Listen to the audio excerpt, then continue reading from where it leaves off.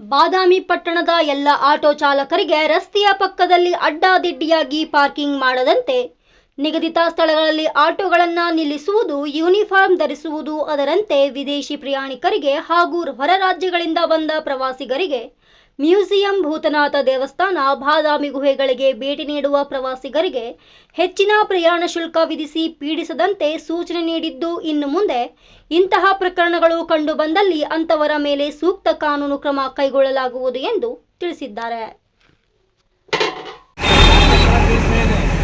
ಎಲ್ಲರೂ ಇನ್ಫಾರ್ಮ್ ಹಾಕೋಬೇಕು, driving licence ಇಟ್ಕೋಬೇಕು, ಆರ್ಸಿ ಕಾರ್ಡ್ ಇಟ್ಕೋಬೇಕು, ಇನ್ಶೂರೆನ್ಸ್ ಮಾಡ್ಕೋಬೇಕು.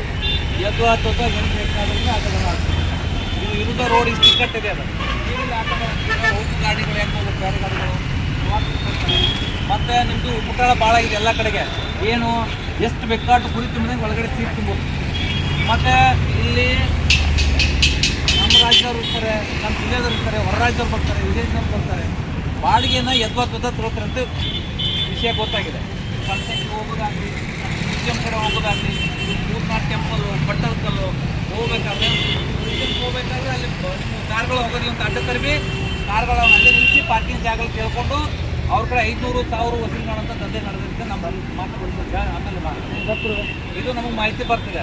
ಹಂಗೆ ಏನಾದರೂ ಬಂದರೆ ನಿಮ್ಮ ಮೇಲೆ ನಾನು ಪುಸ್ತಕರ ಮಾತು ತೊಗೊಳ್ತೀನಿ, ಮೇಲೆ ಕಾನೂನಾತ್ಮಕ ಕ್ರಮ ತೊಗೊಳ್ತೀನಿ. ನಿಮ್ಮ ಆಟೋಗಳನ್ನು ಸೀಸ್ ಮಾಡ್ತೀನಿ. ಇದನ್ನ ನೀವು ತಿಳ್ಕೊಂತಿನವರು ಆಗಬಾರ್ದು ಅಂತ ಬಿಟ್ಟದೆ. ಈಗ ನೀವು ಡ್ರಾಮಾಗಳು ಜಾಸ್ತಿ ಆಗಿಬಿಟ್ಟಿದೆ. ತಿಳಿಸಿ ಹೇಳಿದೆ, ನಾಲ್ಕು ಮೀಟಿಂಗು ಮಾಡಿದೆ, ಅನ್ನಪ್ಪ ಅಂತೆಲ್ಲನೂ ಹೇಳಿದೆ. ಬಟ್ ನೀವು ಕೇಳ್ತಾ ಇಲ್ಲ. ಪ್ರವಾಸಿಗರಿಗೆ ಎದ್ದೊಂದು ಏನು ಹೇಳ್ತೀವಿ ಗೊತ್ತಿಲ್ಲ. ನಮ್ಮ ಪ್ಲೇಸ್ಗಳು ಇರ್ತಂದ್ರೆ ಈ ಭೂತನಾಥ ಟೆಂಪಲ್ ಮ್ಯೂಸಿಯಂ ಕಡೆ ಯಾವುದು ಕಾಲ ಇದು ನ್ಯೂಸ್ ಗೊತ್ತಾಗ್ತಿದೆ. ಇದು ಆಗ್ತಂದ್ರೆ ನಿಮ್ಮ ಮನೆ ಬರಬಿಡಿ. ಅದಕ್ಕೆ ಇದನ್ನೆಲ್ಲ ಪಾಲಿಸ್ಕೊಂಡು ಹೋಗ್ಬೇಕು, ರಸ್ತೆ ನಿಯಮಗಳನ್ನು ಪಾಲಿಸಬೇಕು. ಶಾಲೆ ಮಕ್ಕಳು ತುಂಬಂಗೆ ತುಂಬ್ತಿದ್ರು, ನ್ಯೂಸ್ ಬರ್ತಿಲ್ಲ.